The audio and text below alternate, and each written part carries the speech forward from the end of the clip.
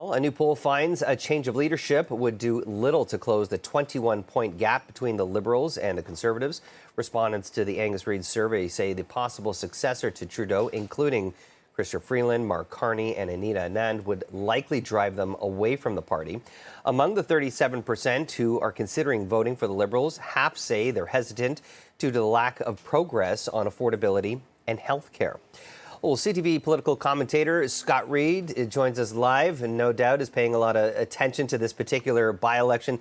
I'm curious, in your opinion, Scott, you know, depending on which way the chips fall in this particular by-election, how could that, impact the results of a federal election?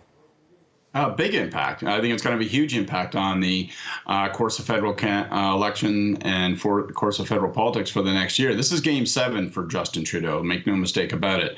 The Liberals feel like they should win. They feel like they will win. They feel like they have their vote ID'd and they're organized.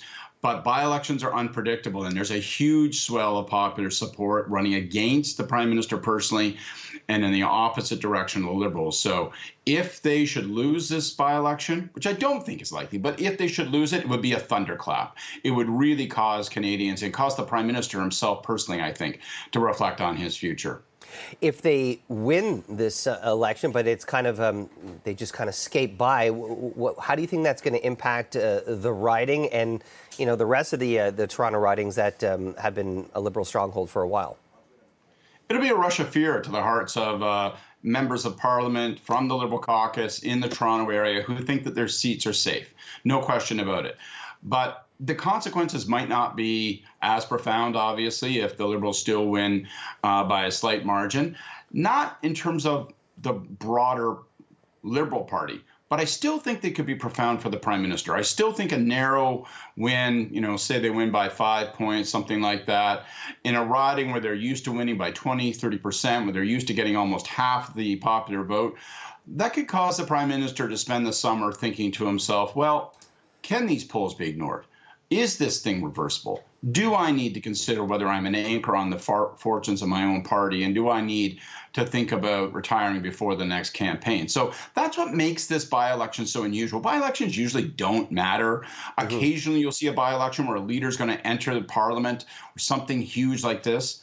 This one is a big deal. It's consequential because of the shape it will have on the coming year in federal politics. I'm sure you would agree, oftentimes in politics, no matter who's in charge, if they're in charge for a long period of time, oftentimes the tide starts to change. And I'm wondering if you think this is a low tide or if we're talking a big surf here, considering how unpopular the Prime Minister is right now.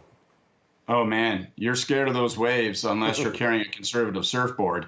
Look, there's no question. Time for a change is the most powerful campaign slogan any political party can hope to run on. It is running hard in favor of the Conservatives and hard against the Liberals. Again, I think this riding is strong enough for the Liberals that they should be able to hold on to it. But think about this. If voter turnout is really high tonight, that's the thing I'll be watching for. If it's really high, then that means the Liberals, who are well organized and have identified their vote and they know where they're trying to get people to the polls, it means that they could find themselves overwhelmed by just a popular impulse on the part of folks in the riding to say, I'm going to send a message. And when people send a message with their ballot, it usually isn't good news for a government. Scott Reid, always great to chat. Have a great day, my friend. Thank you, Jamie.